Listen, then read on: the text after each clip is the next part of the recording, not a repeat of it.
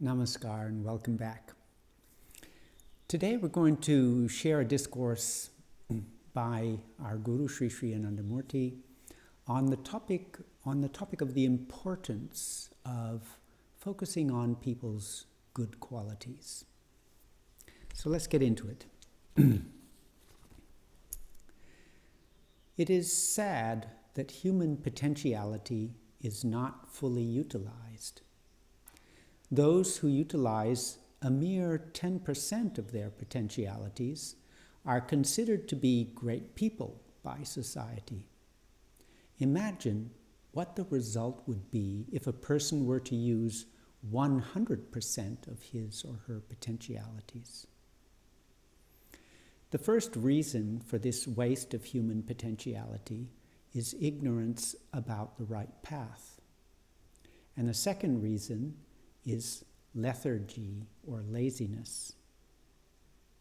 There is a third reason.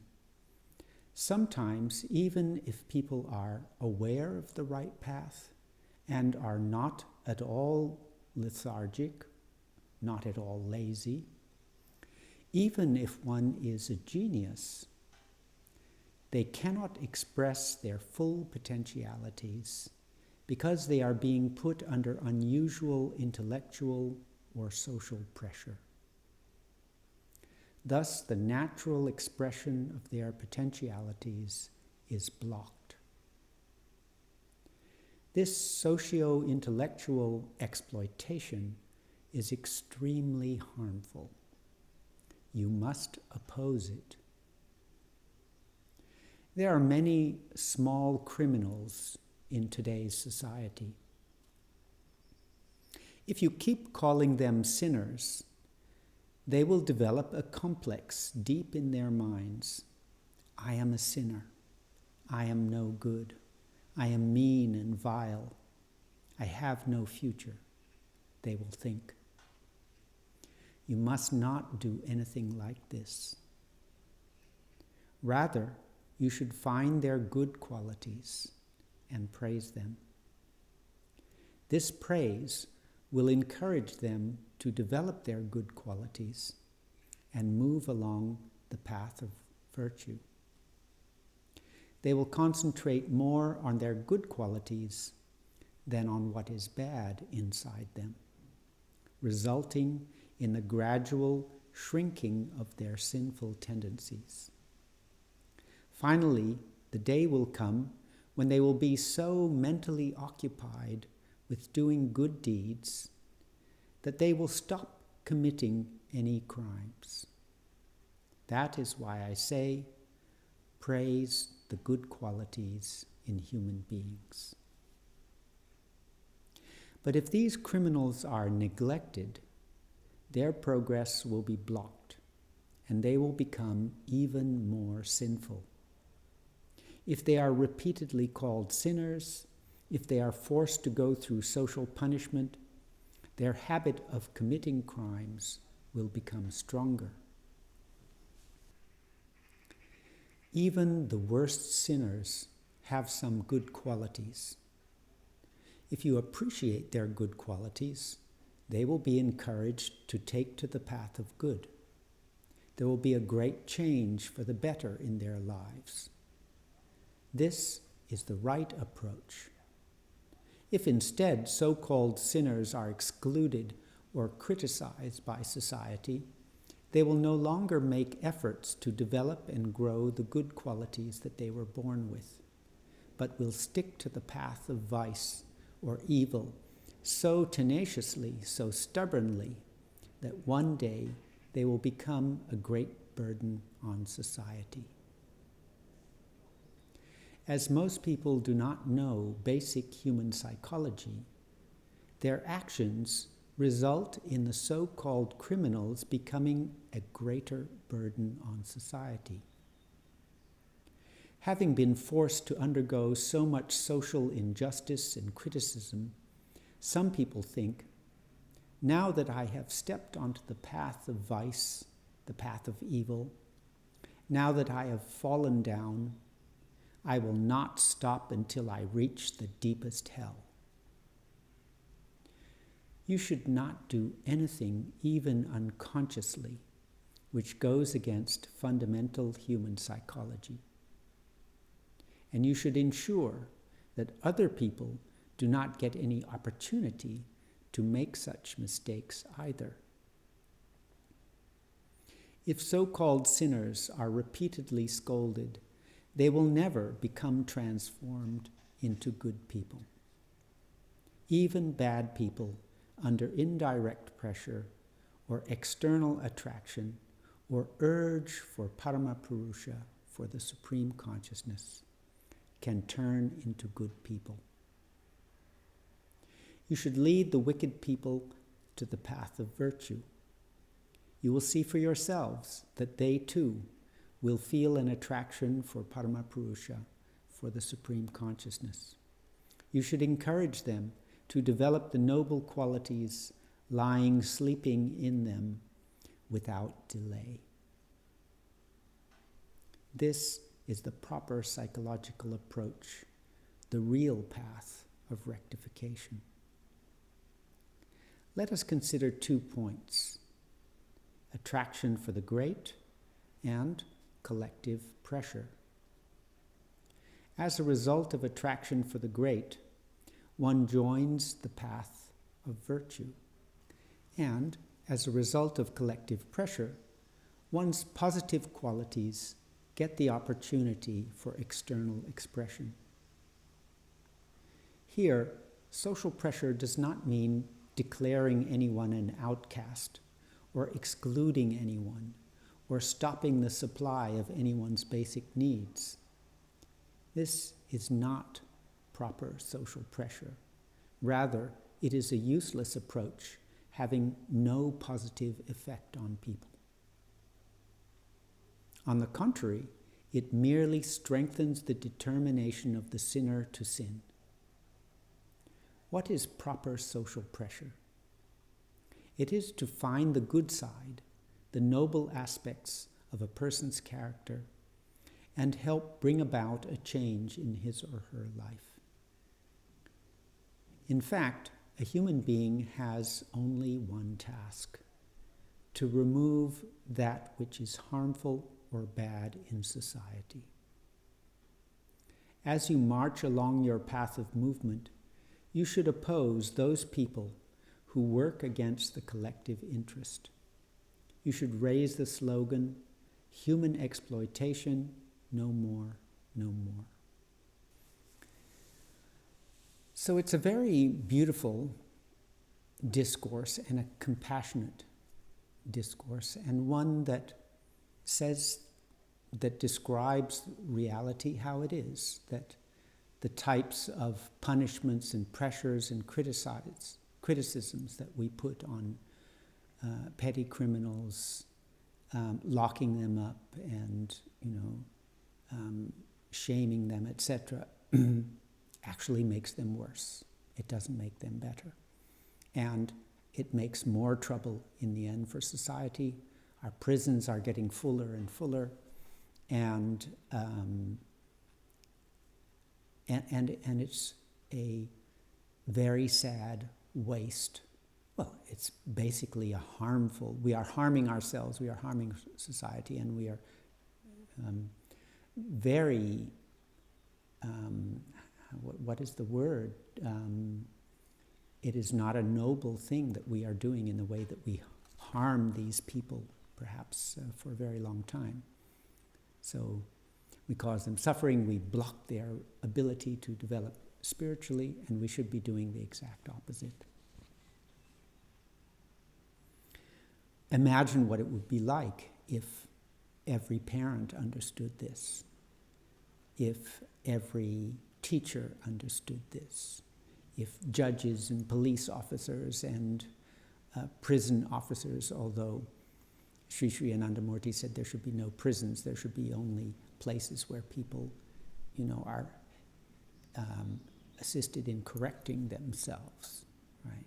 So sometimes if people are dangerous, we have to remove them from the ability to harm others. But the intention should be to, as it says here, find people's good sides and help them develop their good sides. It's related a little bit to a discourse that we looked at some weeks ago about how to deal with addiction. So rather than shaming a person and talking about how bad it was and so forth, the thing you should do is keep the addict so busy with things like art and creativity and music and things like that, that their mind gets pulled in another direction and they don't have the chance to think about the thing that they are addicted to. It's saying, it's a very practical discourse, and it's saying use something that works, not something that doesn't work. Unfortunately, today's prisons in many countries are operated by vested interests and private institutions that are just making money, and the more prisoners they have, the more money they make out of them. And this is a bigger evil than the small little crimes that most of these criminals commit. Another thing that occurred to me as I read this discourse was that the human psychology applies equally to what we say to ourselves. If we focus on our negative qualities and constantly criticize ourselves for our negative qualities, which everyone inevitably has, what will that do? It will just make them worse. It will make them stronger. Rather, if we focus on our good qualities and give ourselves a little praise for what is actually good in ourselves and encourage that, then that will help the good qualities get stronger. So we can learn a little bit about how to talk to ourselves from this discourse as well. I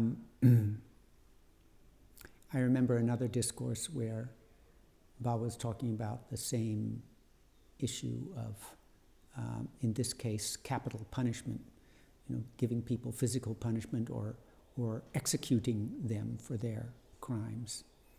And not only does this block the actual individual's progress, but it turns the family that they came from, it makes them enemies of the state, of the system. So if you execute someone from someone's family, then the whole family will be turned negative. The whole family will be, feel that there has been an injustice. Or the social group that they come from will also be turned against the government or the society. So you are, by executing somebody, you are making even worse problems for the society.